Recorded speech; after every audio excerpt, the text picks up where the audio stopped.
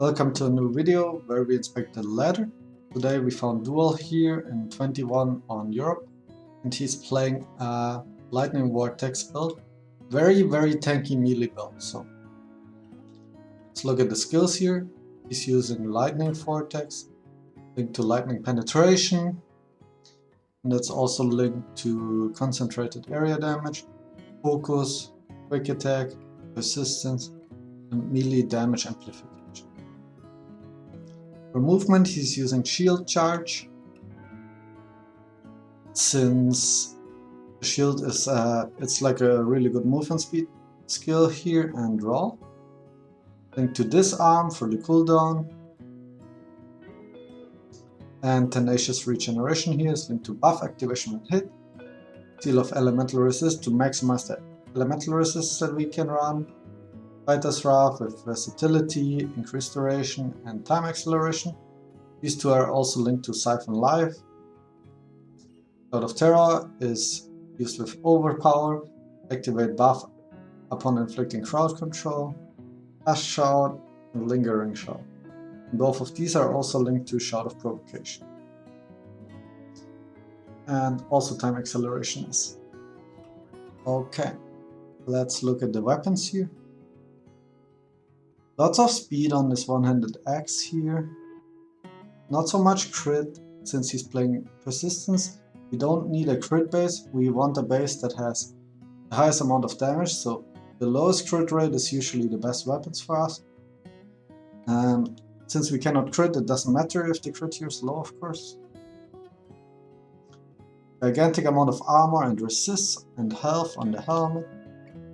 Also lots of damage and armor and resist on the shoulders here. For the body armor, speak as protection. For the gloves, all tanky, nothing in attack speed or damage. Some movement speed, another triple resist boots with health. So as you can see, the gear is not crazy good. It's decent, but none of that is unachievable. So that's like any new player can achieve this kind of gear within a few weeks. Lots of armor here on the shield, lots of health. I will resist tier 10 fist damage. Okay, the shield here is quite powerful. That's gonna be hard to get.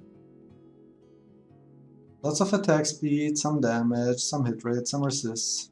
Triple health, that's also hard to get. Enhanced potion duration and hit rate and poison resist. Lots of damage on the ring here, crit doesn't matter. Bunch of hit rating, health, double resist, quite good. Lots of armor here, high health, double resist again, some attack speed. Yeah, let's look at the stats actually. Fully maxed armor and all of the resists except Chaos. Chaos resist is a little bit low. And instead of Seal of Elemental Resist, you can also run Chaos Resist as a seal. That is kind of hard to get, you need to synthesize rare runes still. So yeah, that's a nice option there. As you can see, 8,000 health, no barrier, but lots of strength. And yeah, very tanky. And the DPS is also fine, 1.1 million single target. It is the same as our Fireball build has. Let's look at the charms here. Caster is being maxed up to 80% already. Elemental damage taken decreased by 10%.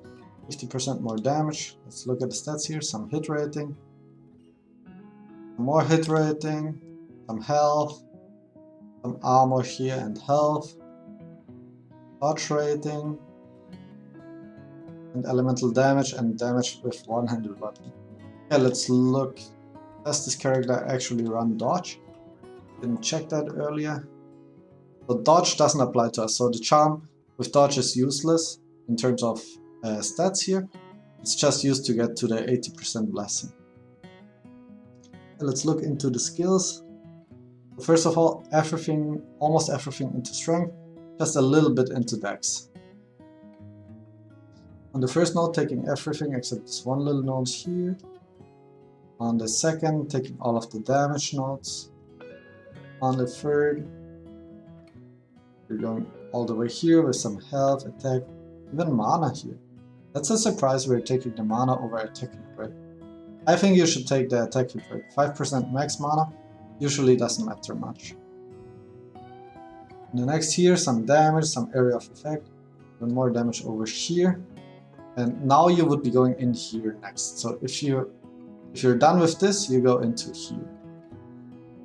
In terms of skilling order, but for the video we're gonna keep going into the small ones first.